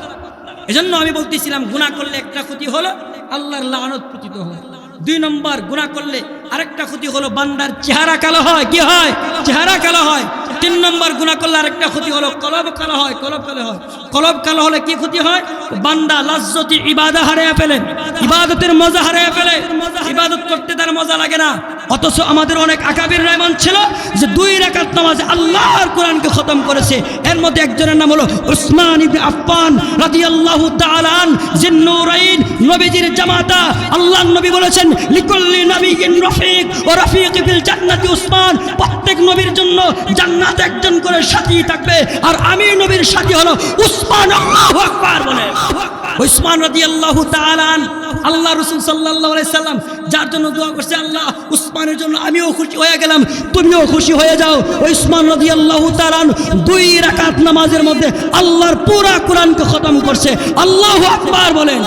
আচ্ছা বলুন, এটা কি ইবাদতে মজা লাগার কারণে নাকি না লাগার কারণে? আমরা পারি। এই যে আমাদের বাপ দাদারা যারা আছে, ওনারা এখনো আমাদের বাপ দাদাদেরকে দেখি, ওনারা যেই পরিমাণ তিলাওয়াত করে আমরা পারি না। ওনারা গুনাহ কম করছে। আমার পীর মুর্শিদ আল্লামা মুফতি শামসুল হক শাফিজি এখনো যেই পরিমাণ কিতাব মুতালা করে, যেই পরিমাণ হাদিস পড়ে, আমরা এতই পরিমাণ মুতালা করতে পারি না। কারণ আমাদের অন্তরটা গুনাহের দ্বারা বাপ কালো হয়ে গেছে। আমাদের ভিতরে আখিরাতের ডর নাই, তাই আমরা গুনাহ করি। অথচ যারা জান্নাতের সার্টিফিকেট পাইছে বাপ, ওরা কখনো গুনাহ করে নাই। যদি কখনো গুনাহ করছে তো হাউমাউ করে কাজছে। একটা সার্টিফিকেট না, কয়েকটা সার্টিফিকেট পাইছে দুনিয়া থেকে, জান্নাতি জান্নাতি। ওদের ভিতরে যে পরিমাণ আল্লাহর ভয় ছিল, ডর ছিল, এই ডরটা আমাদের মাঝে। যেমন নবীজির একজন সাহাবী হযরতে আবু বকর সিদ্দিকের নাম শুনছেন আপনারা? সবাই জানেন তো? আবু বকর সিদ্দিকের একটা পরিচয় হলো, তিনি হলেন সর্বপ্রথম ইসলাম ধর্ম গ্রহণ করছেন। সুবহানাল্লাহ বলতেন না? পুরুষদের মধ্যে সর্বপ্রথম কি ইসলাম ধর্ম গ্রহণ করছে? হযরতে আবু বকর সিদ্দিক। আবু বকর সিদ্দিকের 2 নম্বর পরিচয় জানেন? আবু বকর সিদ্দিকের 2 নম্বর পরিচয় হলো নবীর কুমারী স্ত্রীর বাবা যিনি, তিনি হলেন হযরতে আবু বকর সিদ্দিক। আল্লাহু আকবার বলেন। আবু বকর সিদ্দিকের 3 নম্বর পরিচয় বলে, রাসূল সাল্লাল্লাহু আলাইহি সাল্লামের জীবদ্দশায় যেই সাহাবীটা 17 ওয়াক্তের নামাজের ইমামতি করছেন, তিনি আর কেউ নাই, তিনি হলেন রাসূলের সাহাবী আবু বকর। আল্লাহু আকবার বলেন। আল্লাহ রাসূল বলে জান্নাতের 8টা দরজা আছে। কয়টা দরজা? 8টা দরজা। নবীজি বলে, কাউকে বলবে এদিক দিয়ে ঢোকো, কাউকে বলবো তুমি এদিক দিয়ে ঢোকো, জান্নাতের দরজা বল তুমি এদিক দিয়ে ঢোকো। আল্লাহ রাসূল যখন এই কথা বলতেছিলেন, হযরতে আবু বকর সিদ্দিক আকবর তিনি বলতেছিলেন, ফাহাল ইদু আহাদু মিন তিলকাল আবওয়াবি কুল্লিহা, ওগো আল্লাহর রাসূল, আপনার উম্মতের মাঝে এমন কেউ কি আছে যাকে জান্নাতের 8টা দরজাই বলবো আমার দিক দিয়ে ঢুকো, আমার দিক দিয়ে ঢুকো, আমার দিক দিয়ে ঢুকো? নবীজি বলে, তিনি আর কেউ না, তুমি আবু বকর। আল্লাহু আকবার বলেন। আল্লাহু আকবার। নবীজি বলেন, ও আয়েশা, এই মুহূর্তে আল্লাহ রাসূল হাদিস বলতেছে, জিবরাইল আমিন আতানি জিবরাইলু ফাআখাযা বিয়াদি, জিবরাইল আমার কাছে আসছে, আমার হাতটা ধরছে। আয়েশা দইরা সেরা আল্লাহ তাআলার রাসূল বলেন, জিবরাইল আমাকে জান্নাতের দরজাগুলো দেখাইছে, ওই সমস্ত দুয়ারগুলো দেখাইছে, যে দুয়ারগুলো ইয়াদখুলু মিনহু মিন উম্মতি, যেই দরজা দিয়ে আমার উম্মত জান্নাতে ঢুকবে। আল্লাহু আকবার বলেন। আল্লাহু আকবার বলেন। সুবহানাল্লাহ বলেন। আরো যে বলেন সুবহানাল্লাহ। হযরত আবু বকর এই কথা শোনার পরে, হাদিস শোনার পরে তিনি বলতেছে, ওয়াদিতু আন্নী কুনতু মাআক, হাই হাই, আমি যদি আপনার সাথে থাকতাম, হাত্তা আনজুরা ইলাই, আমিও তো এই দরজাটা দেখে ফেলতাম। সুবহানাল্লাহ বলেন। আরো জোরে বলেন। আল্লাহ রাসূল বলতেছে ইন্নাকা ইয়া আবু বকর, এ আবু বকর শোনো, আমার উম্মতের মাঝে সর্বপ্রথম যে জান্নাতে প্রবেশ করবে সে আর কেউ না, তুমি আবু বকর। আল্লাহু আকবার বলেন। রাসূল বলেন লাউ কুনতু মুত্তাখিযান মিন উম্মতি খালিলা লাত্তাখাযতু আবু বকরিন খালিলা।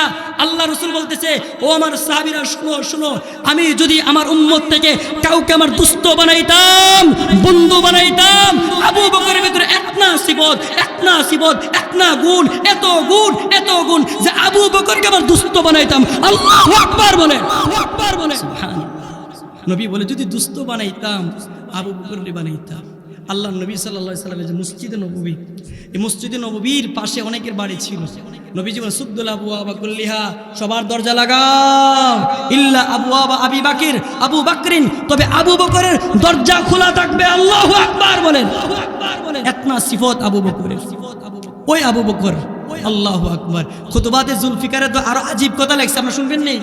আজীব কথা শুনেন। খুতবাতে জুলফিকারের মধ্যে লেখছে যখন আসমানে, আজকে বর্তমান সূর্যটা আমাদের থেকে বিজ্ঞান বলে 15 কোটি কিলোমিটার দূরে। কত কিলোমিটার?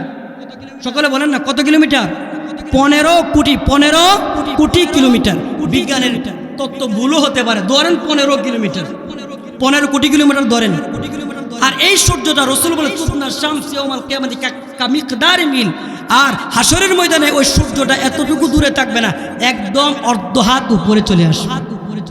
ওজিআ ইয়াউমা ইযিন বিজাহান্নাম, জাহান্নামকে কাছে আনা হবে। আল্লাহ তাআলা রহমান থেকে কাহ্হার হয়ে যাবেন। কিতাবে লেখছে যে আল্লাহ তাআলা রাগ ভাঙাইবার জন্য সর্বপ্রথম আল্লাহ রাসূল যার আমলনামা পেশ করবেন তিনি হলেন আবু বকর সিদ্দিক রাদিয়াল্লাহু তাআলা আনহু। সকলে বলেন আল্লাহু আকবার। আবু বকর সিদ্দিকের আমলনামা দেখে আমার মওলা রাজি হয়ে যাবে, আমার মওলার রাগ মিটে যাবে। আল্লাহু আকবার বলেন। ওই আবু বকর যা এত গুণ, এত নবীজি এক জায়গায় দাঁড়ায় বলছে জান্নাতি উমুক জান্নাতি 10 জনকে জান্নাতি বলছে। হাদিসের পরিভাষায় তাদেরকে আশারে মুবাশশারা বলা হয়। আল্লাহ রাসূল বলেন যে 10 জনকে জান্নাতি বলছে এই 10 জনের প্রথম নাম্বার সিরিয়াল, তার নাম হলো আবু বকর সিদ্দিক। আল্লাহু আকবার বলেন। আল্লাহ রাসূল বলেন ইন্না হালাদ দারাজাতুল উলা ইয়ারাউনা মান তারাউনা নাজমাত তালি আশ-শামস। হাদিসের মাফহুমটা বলি, হাদিসটা ভুলে গেছি। মাফহুমটা হলো নবীজি বলেন জান্নাতে কারো বাড়িকে এত উঁচা জায়গাতে দিবে, ও জমিনবাসীরা যেরকম আকাশের তারকাকে দেখতে পায়, ও নিচের জান্নাতীরা ওই উপরের জান্নাতীদের বাড়িগুলোকে এমনভাবে দেখতে পায়। আল্লাহু আকবার বলেন। ইন্না আবু বকর ওয়া উমর মাআহুম ওয়া আনা মাআহুম। রাসূল বলেন আমি আবু বকর এবং উমর এবং আমি নবী ওই জান্নাতের অধিবাসী হব। আল্লাহু আকবার বলেন। দেখেন আবু বকরের সনদের অভাব আছে। ওই আবু বকর সিদ্দিকের ভিতরে রব্বে জালালের সামনে দাঁড়ানোর কত বই। আবু বকর সিদ্দিক কখনো তিনি যখন গাছের দিকে তাকাতেন তো গাছের দিকে তাকায় বলতেন ইয়া লাইতানি শাজারাতান তুদাত সুম্মা তুকাল। হায় আবু বকর যদি গাছ হয়ে যেত, হায় আবু বকর যদি গাছ হয়ে যেত, তাহলে আবু বকরকে চিবিয়ে খেয়ে ফেলা হতো, তার রবের কাছে জবাব দিতে হতো না। আল্লাহু আকবার বলেন। হযরত আবু বকর সিদ্দিক তিনি কখনো পাখির দিকে তাকায় বলতেন তুবালাকা ইয়া তায়রুত তাকুলু মিনাস সামার ওয়া তাস্তাজিল্লু মিনাস শাজার ওয়া তাসিরু ইলা গায়রি হিসাব। আবু বকর সিদ্দিক রাদিয়াল্লাহু তাআলা আন। এ যুবক ভাই আমি তোমাকেই বলছি, কথাগুলো মনোযোগ দিয়ে শোনো। যার জান্নাতের এত সার্টিফিকেট, সে আবু বকরের ভিতরে এত ভয় তিনি বলতেন হায় পাখি তোমার জন্য সুস্বাগতম, তুমি তোমার গাছের ফল খাইয়া বাসো, গাছের ছায়াতে তুমি থাকো, তোমার চলনে কোনো হিসাব নাই, কিন্তু আমি আবু বকর তো মানুষ হয়ে জন্ম নিয়েছি, রব্বে জালালের দরবারে আমি আবু বকর কিভাবে জবাব দেব? সুবহানাল্লাহ বলতেন না? আরো জোরে বলেন। এই বই আমাদের দরকার আছে না? আগেকার জমানার ছোট্ট বাচ্চার ভিতরে যে বই ছিল আল্লাহর বই, এটা আমার মধ্যে নাই। এক বাবা আর ছেলে দিতেছে, হাঁটতেছে, হঠাৎ করে বাবা কইতেছে পুত্রে একটা কাজ করছি, তুই দাঁড়া, আমি আঙ্গুর গাছ থেকে আঙ্গুর চুরি করান, তুই দাঁড়াই থাক। কেউ আইলে ডাক দিস ফুতের তুই আজন কিসে বাপে আঙ্গুর করবার লিখে। এমন সময় হঠাৎ কিরা যে মাত্র আঙ্গুরের সরার মধ্যে আঙ্গুর কাটবো, এমন সময় ফুতে ডাক দিয়া কয় ইয়া আবি আহাদুন ইয়ারানা। আব্বা কয় ও তাড়াতাড়ি আন, কেন আমরা দেখতেছি। আচ্ছা এখন সুরবেলা যদি কথা না আর থাকবো জায়গাতে না তোমার দূর দিত না, জানে যে পরিমাণ আঙ্গুর চুরি করুম, যদি আমার পাইয়ালা ফিরে একটা মাটির পতো না সব ফিরে পড়বো, ঠিক কিনা? জোরে এখন যেই মাত্র কথা বলছে বাপে আঙ্গুরের সারা তুই এই দূর বেশি। পুত্রে কইতেছে পুত্রে তুই যে বললি আমরা একজন দেখতাছে, কেরা দেখছে? ও আপনারে আমারে দুনিয়ার কেউ দেখে নাই। আলম ইয়া আলম বিআন্নাল্লাহ ইয়ারা, আমাদের মওলা তো 24 ঘন্টাই দেখে, সুবহানাল্লাহ বলতেন না? আরো জোরে বলেন। এই বই আমাদের মধ্যে আছে। হযরত মাজনুন বাহলুল রাহমাতুল্লাহি আলাইহি তিনি এক এলাকাতে গেছে। এলাকাতে গিয়ে দেখি অনেক বাচ্চারা খেলতেছে, ওইটার আওয়াজে ডিস্টার্ব হইতেছে। এরপরে বলি অনেক বাচ্চারা খেলতেছে, কিন্তু একটা বাচ্চা বসে আছে, ও খেলেও না, ওর চেহারাটা আবার চিন্তার চাপ। কি চিন্তার চাপ? আচ্ছা কোন চিন্তা কি ছোট বাচ্চার থাকে নাকি মুরব্বী আর যুবকরা থাকে? কথাটা বুঝেন নাই? চিন্তা কি ছোট বাচ্চার চেহারাতে থাকে নাকি মুরব্বীদের চেহারাতে থাকে, যুবকদের চেহারাতে থাকে? ছোট বাচ্চার চেহারা তো চিন্তা থাকার কথা না। মাজনুনে বাহলুল ওর কাছে গিয়ে বলতেছে, এই বাপ একটা কথা জিজ্ঞেস, সবাই খেলে তুমি খেলো না কেন? সুবহানাল্লাহ জোরে বলেন। তো তুমি খেলো না কেন? তো ছোট বাচ্চা কোরআনের আয়াত দিয়ে জবাব দিয়েছে যে আল্লাহ তাআলা বলছেন যে আমি কি তোমাদেরকে অনর্থক বানাইছি? আফা হাসিবুতুম আন্নামা খালাকনাকুম আবাসা, ও বান্দা আমি কি তোমাদেরকে অনর্থক বানাইছি? আল্লাহ তোমারে খেলার লেগে বানাইছে না, তুমি খেলতাম কি লিগে? আল্লাহু আকবার বলেন, জোরে বলেন আল্লাহু আকবার। এই যে একটা কথা ছোট্ট বাচ্চার জবান দিয়ে আসছে যে আল্লাহকে আমার খেলার লেগে বানাইছে। আল্লাহ বলছে তোমাদেরকে অনর্থক বানায় নাই, কাজ দিয়ে বানাইছি। কাজ কি? ইবাদত। কাজ কি? বলে কাজ কি? বলে কাজ কি? এই যে একটা কথা, এই যে একটা কথা দেখেন ছোট্ট বাচ্চার দিলের এই যে একটা কথা জবান দিয়ে বলছে আল্লাহকে অনর্থক বানাইছে, তেনে খেলতাম। এর বলতো ঠিক আছে, এটা তো বুঝলাম, এখন তুমি বলো তোমার চেহারার মতো চিন্তার চাপ কেন? কি বাচ্চারা বলতেছে হুজুর চিন্তার চাপ কেন জানেন? আমি যখন আমার আম্মুকে দেখতে পাই, তিনি যখন ঘরের চুলাতে আগুন ধরায় রান্না করবে তখন আমার মাকে দেখি সবার আগে ছোট ছোট লাকড়িটা আগে দেয়। কি দেয়? ছোট ছোট লাকড়িটা আগে দেয়। তো আমার একটা চিন্তা লাগছে, আল্লাহ তাআলা তো বলছে জাহান্নামের ইন্ধন লাকড়ি হবে মানুষ এবং পাথর। তা আল্লাহ তাআলা না জানি আমরা যে ছোট যারা আছি তাদের কি দিয়ে আনি আল্লাহ জাহান্নাম উদ্বোধন করে, এই চিন্তায় আমি চিন্তিত। আল্লাহু আকবার বলে। দেখছেন এই চিন্তাটা আপনার মাঝে আছে, আমার মাঝে আছে, আমার মাঝে আছে। এই চিন্তা ঢোকা, এই চিন্তা আল্লাহর আপনার আমার প্রত্যেকের দিনের ভিতরে চিন্তা, রব্বে জালালের সামনে এই ভয়, এই ভয়, এই ভয়, এই চিন্তা ঢোকাতে হবে। হযরতে রাবিয়া বুসরি রাহমাতুল্লাহ আলাইহা, হযরত রাবিয়া বুসরি রাহমাতুল্লাহ আলাইহা আল্লাহর বান্দার কাছে এক বাদি আইনা বোনা দিছে, মুরগির বোনা। মুরগি বোনা দেখার পরে রাবিয়া বুসরি কাঁদতেছে। তো খাদেমা বলতেছে রাবিয়া কান্দো কি লাগা? এই রাবিয়া মুরগির বোনা দিলাম, আপনি কেন কান্দেন জানবার চায়? রাবিয়া বুসরি বলতেছে কান্দি কেন জানো? এই যে মুরগির বোনাটা কিভাবে করা হয়েছে, মুরগিটাকে আগে জবাই করা হয়েছে, এরপরে মুরগিটাকে জবাই করার পরে প্রাণ বের হয়ে যাওয়ার পরে তার চামড়া উঠানো হয়েছে। আমি মুরগির বোনাটার দিকে তাকায়া তাকায়া যে জিনিসটা চিন্তা করেছি সেটা হলো, যদি আমি রাবিয়া হাসরের ময়দানে আমি যদি জান্নাতি না হয়ে জাহান্নামীদের কাতারে যদি আমি রাবিয়ার নাম এসে যায়, তাহলে আমি রাবিয়াকে জিন্দা ন, আমি রাবিয়াকে আমার দেহ থেকে প্রাণ আগে বের করা হবে না, আমি রাবিয়ার জিন্দা সহ প্রাণ সহ আমাকে জাহান্নামের আগুনে জ্বালানো হবে।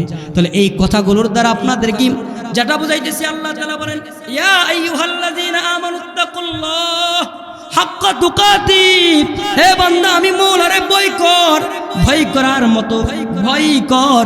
বান্দা আমার কাছে কিন্তু তোর একদিন আসতে হবে, আমি মওলার সামনে কিন্তু একদিন তোকে দাঁড়াতে হবে, আমি মওলাকে কিন্তু একদিন তোর হায়াতে জিন্দেগির হিসাব দিতে হবে। এই জন্য হযরতে ওমর ইবনুল খাত্তাব রাদিয়াল্লাহু তাআলা আনহু তিনি বলতেন হাসিবু ক্বাবলা আন তুহাসাবু ওয়াজিনু ক্বাবলা আন তুজানু। আল্লাহ তাআলার পয়গম্বরের সাহাবী ওমর ইবনুল খাত্তাব রাদিয়াল্লাহু তাআলা আনহু তিনি বলতেন, এই দুনিয়ার মানুষ, তোমার মওলা তোমার আমল নামাকে হিসাব দেওয়ার আগে তুমি নিজে নিজে তোমার আমল নামার হিসাব করো। তুমি হিসাব করে দেখো তোমার মওলার আদালতে তুমি দাঁড়াইবার মতো এতটুকু আমল তুমি করতে পারছো কি? ওয়াজিনু ক্বাবলা আন তুজানু, মিজানের পাল্লাতে তোমার আমল নামাগুলোকে মাপ দেওয়ার আগে আগে তুমি নিজে নিজে মাপ দাও।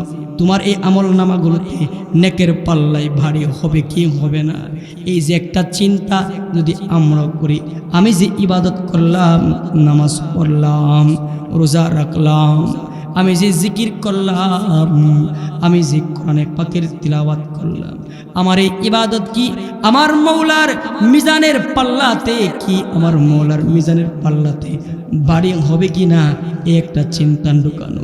কিতাবে বলে এটা শুধুমাত্র এই চিন্তা নয়, এমন কি তুমি চিন্তা করবা মৃত্যুর সময় তুমি ঈমান নিয়ে মরতে পারবা কিনা, এই ভয়টাটুকু আপনার আমার প্রত্যেকের হৃদয়ে থাকার দরকার আছে। কারণ পৃথিবীতে এমন অনেক মানুষ ছিল যুবক, যারা তাওরাতের আলেম ছিল, তাওরাতের আলেম থাকা সত্ত্বেও তারা ইমানের সাথে মৃত্যুবরণ করতে পারে নাই। এমন বহু মানুষ ছিল, মুজাহিদও ছিল, কিন্তু মরণের সময় ঈমান নিয়ে মরতে পারে নাই। এই জন্য মুসলমান আপনার আমার দিলের ভিতরে সব সময় এই বইটা থাকতে হবে, না জানি আমার মৌলা আমার ঈমানের হালত ছাড়া নেই মরণ হইয়া যায়। যদি ঈমানের হালতে যদি মরণ না হয়, আমার মতো হতভাগা আর কেউ হতে পারে, কেউ হতে পারে। এই বইটুকু আমার টাকার দরকার, মরণের সময় যেন আমি ঈমান নিয়ে মরতে পারি। এই জন্য আপনার আমার ইবাদতের উপর ফখরও করা যায় না, আপনাকে আমাকে ভয় করতে হবে। আল্লাহ তাআলার বই নিয়ে আপনার আমার হৃদয়ে থাকতে হবে। একটা বই হলো মৃত্যুর সময় ঈমানের সাথে মরণ হবে কিনা, এই বইটা। 2 নম্বর বই হলো মালিকের আদালতে, আল্লাহর আদালতে আমি যে গুনাহ নিয়ে দাঁড়ামু, আমার মওলা আমার দিকে তাকাবে কিনা। কেননা আল্লাহর রাসূল বলে কিয়ামতের কঠিন ময়দানে এমন কিছু নাদান আছে, এমন কিছু গুনাহগার আছে, আমার মওলা লা ইয়ানজুরু ইলাইহিম ওয়ালা ইউকাল্লিমুহুম। আল্লাহর রাসূল বলে কিছু কিছু গুনাহগার এমন থাকবে, ওই গুনাহগারদের দিকে আমার মওলা তাকাবে না, আমার মওলা কথাও বলবে না, আমার মওলা রাগ করবে, রাগ করে তাকাবে না। এ আমার বাপ, তুমি আমি ওই গুনাহগারদের অন্তর্ভুক্ত হয়ে যায়।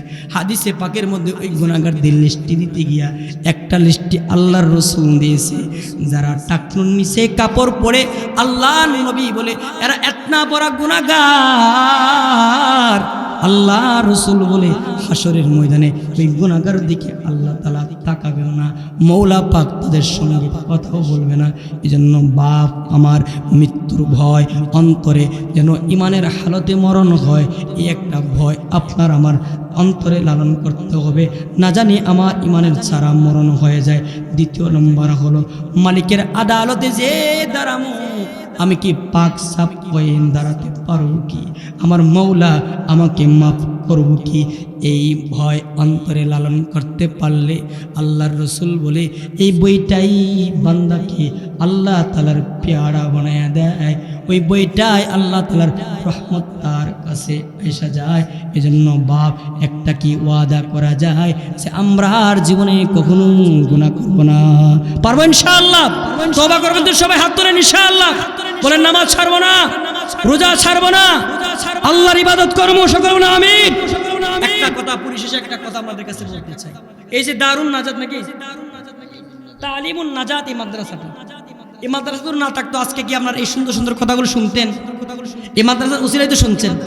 এই মাদ্রাসা যতদিন থাকবে, রাসূল বলছে আল মাদ্রাসু বাইতি, মাদ্রাসা হলো আমি রম্বির ঘর। সুবহানাল্লাহ বলেন। মাদ্রাসা কার ঘর? নবীর ঘর। কার ঘর? আমাদের নবীর ঘর। মাদ্রাসা কার ঘর?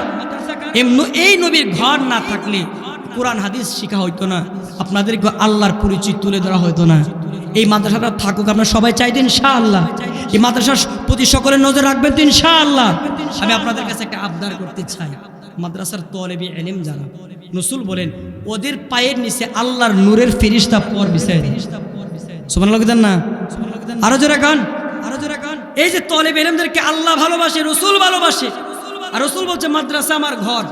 এই তলেবে ইলমরা একটু কষ্ট করতেছে, অনেকে মাটিতে বসে পড়তেছে। আপনারা কি চান না কিতাবটা টেবিলের মধ্যে লইয়া বসুক? যে আমরা সবাই চাইতো ইনশাআল্লাহ, সবাই চাইতো ইনশাআল্লাহ। এই যে বড় বড় কিতাব আছে, অনেক বড় বড় কিতাব, আমরা তো দারুল হাদিসের কিতাবগুলো তো অনেক বড়, মিশকাত শরীফ অনেক বড়, এরপরে আপনার মনে করেন কোরআন শরীফ, কোরআন শরীফের চেয়ে তো দামি কোনো কিছু আছে? আপনারা কি চান সবাই যে কোরআন শরীফটা টিভির মধ্যে রেখে রেখে পড়া হোক ইনশাআল্লাহ? সুন্দর হইতো না ইনশাআল্লাহ? আচ্ছা, আমার কোন ভাই আছে